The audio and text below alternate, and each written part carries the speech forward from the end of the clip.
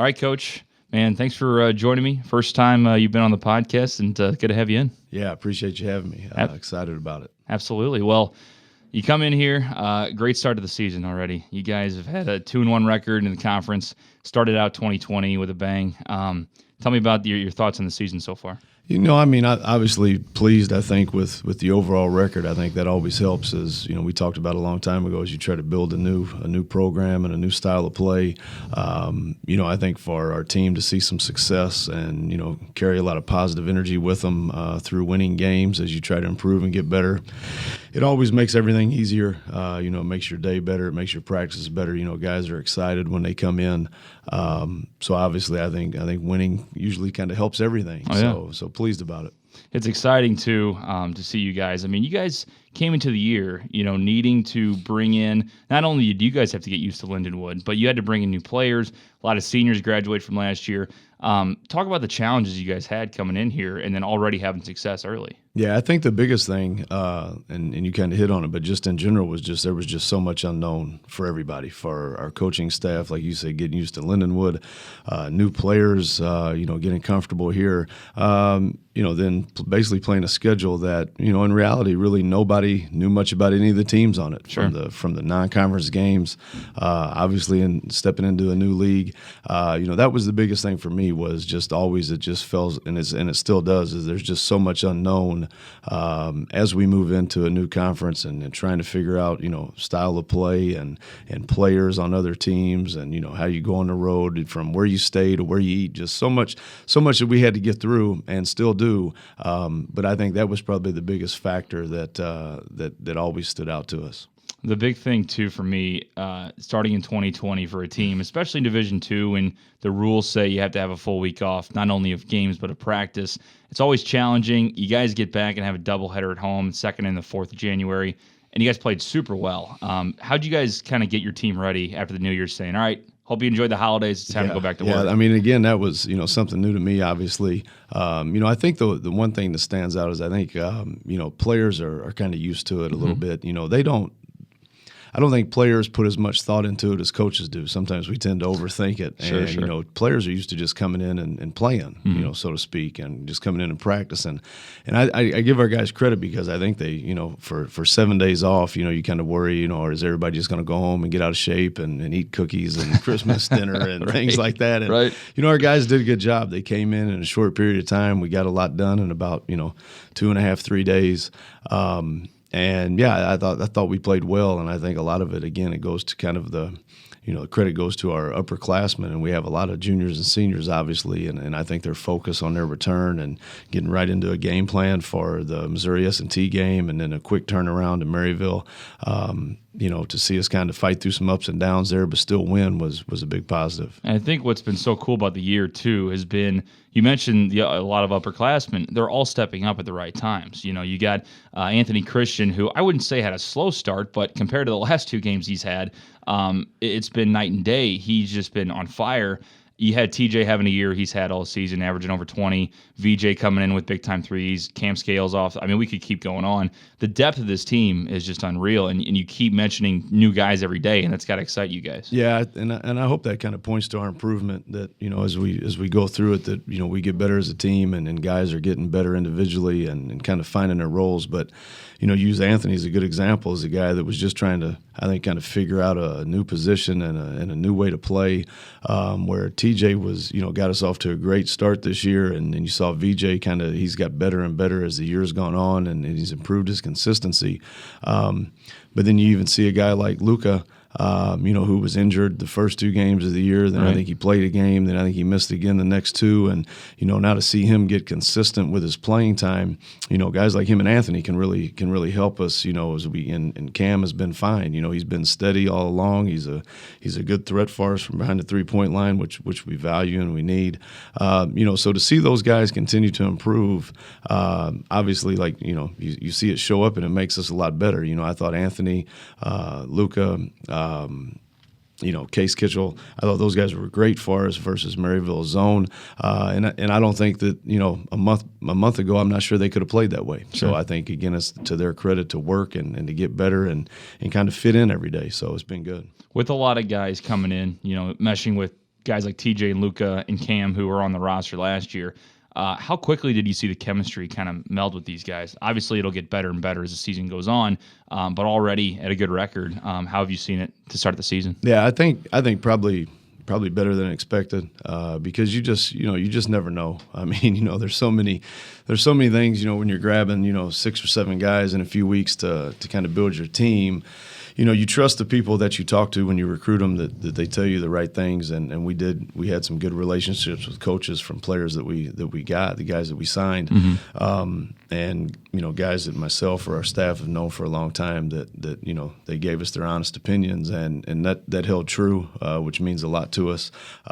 So I think we kind of felt like maybe we had a good group of people to start with, and then usually I think that kind of carries over to your chemistry and how guys work, how guys get along. So, and it's been a bright spot, from the first day, from just again how they do as a team, how they do off the floor, their relationships that they're building as teammates. Again, has been a smooth transition, and one that you don't always get. So we value it a lot, and I think it's helped everybody from coaches through our roster just kind of be able to come in and enjoy everyday work. I think it's just the competitive nature in these guys too. You kind of see it, and I don't want to compare it to the last few years because it's been all competitive teams, but it's just the tenacity of this team. If you guys are up or down by a certain amount, it doesn't matter.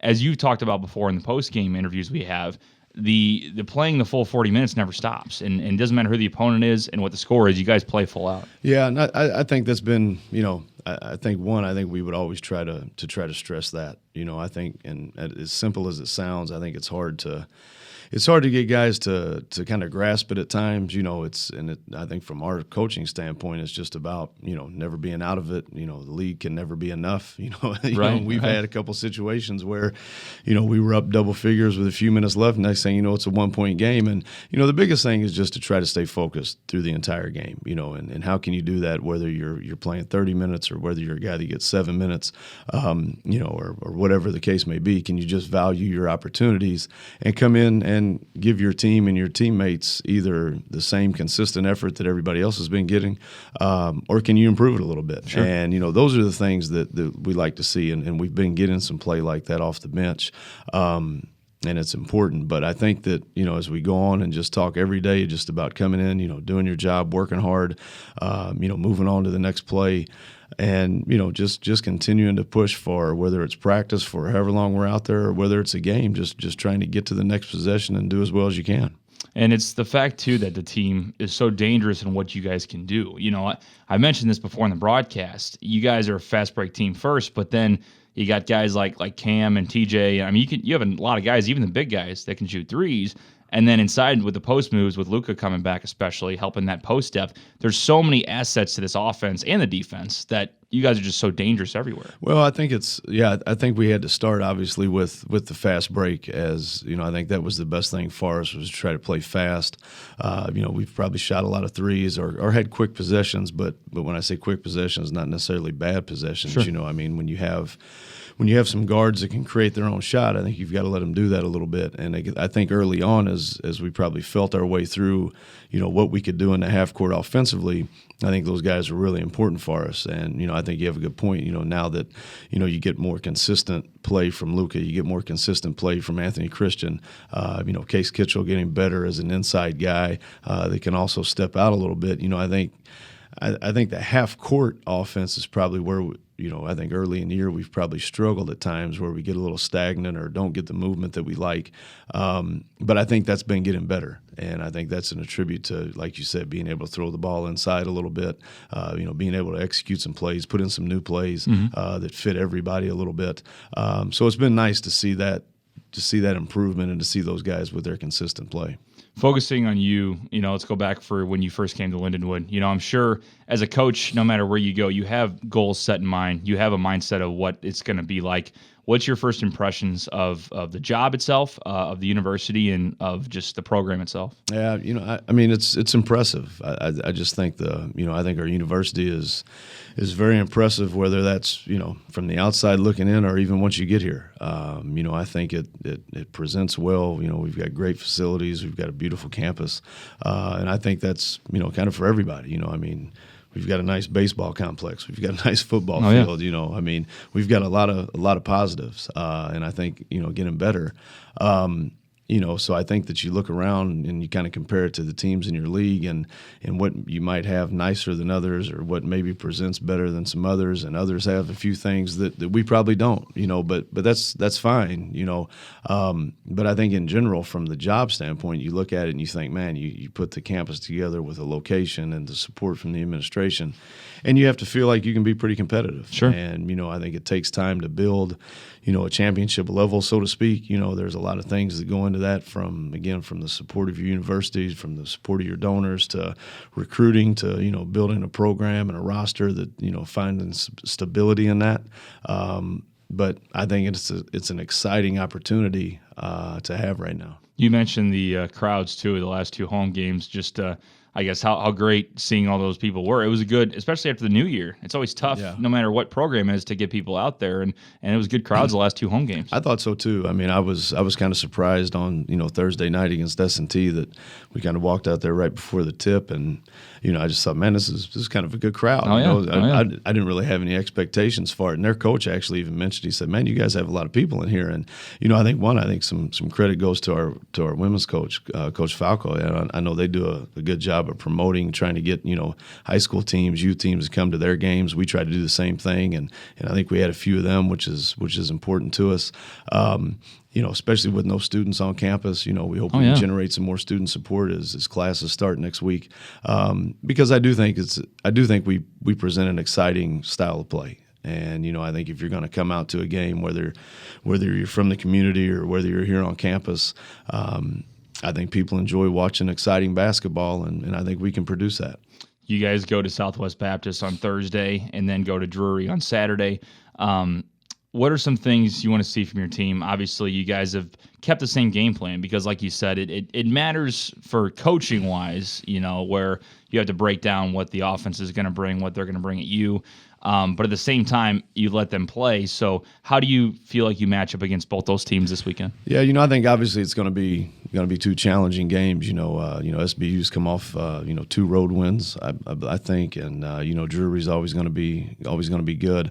I think first and foremost though, I think our kind of what we just talked about earlier, our consistent mentality, just the mentality about playing 40 minutes. We try not to put any more thought into a road game than a home game. Can we just show up and kind of play the way we would like to play? Kind of worry about ourselves for the most part. But I think when you go on the road, it's going to be interesting to see. We've played the game at Missouri St. Louis. Mm-hmm. We went on the road to Florida Southern. Both of them totally different games, but I think games that you learn different things from both of them. So now you go on the road for 2 conference games, and what have you learned from those 2 games? What can you take with you this time, maybe to be a little tougher, be a little more focused, be able to stay together through ups and downs of a conference road game? I think that's where we have to start. Where are we going to be as a group as we go on the road and try to win a game? What are your big goals for the year? I mean, as you go one game at a time, the good coaches, I think, also don't look so far ahead. Yeah. But I'm the interviewer. I got to ask you that question. Yeah. What are your guys' end goals? I mean, not even just this season, but just taking the program in a different direction. What do you guys want to see this year and moving forward? Yeah, I think first and foremost with this team is just a continued improvement. We can still get a lot better, and I mean that. I think it's easy to say, but it's a big focus of ours. Again, we just talked about it. We can get better in the half court offensively. We still have players that can improve as the year goes on, whether those are seniors or Case Kitchell being a freshman and everything in between. So we've still got some things that we feel we can get a lot better at, and that's got to be our first focus. And then I think it's going to be interesting just to kind of see how the league plays out. I think we're going to go through probably ups and downs, but in the middle of that, we just need to try to stay consistent. We win a few games here, and now we have a tough stretch coming up. So how do you handle that? How do you get through these next, 3 or 4 games? And if it goes well, you kind of probably need to stay with the same focus. And if it goes bad, that doesn't mean your season's over. Right. So I think trying to show guys, how you survive, so to speak, a conference schedule that, there's going to be games that, like I said, that you get really excited about winning. There's going to be times where you're really disappointed in losing, win streaks, losing streaks. I think for us to build for the future is just about how you maintain your everyday attitude, your everyday focus, and trying to drive through that in a positive way and see where you end up at the end of a few games at a time. The Lions take on Southwest Baptist, the Bearcats, on Thursday at 7:30 p.m., and then we'll travel to Drury University to take on Drury at 3 p.m. on Saturday. You can catch all the action on the GLVC Sports Network and on 891thewood.com. Coach, we can't thank you enough for coming in, man. Appreciate your time, and good luck this weekend. Yeah, I appreciate it. Anytime, man. Look forward to it.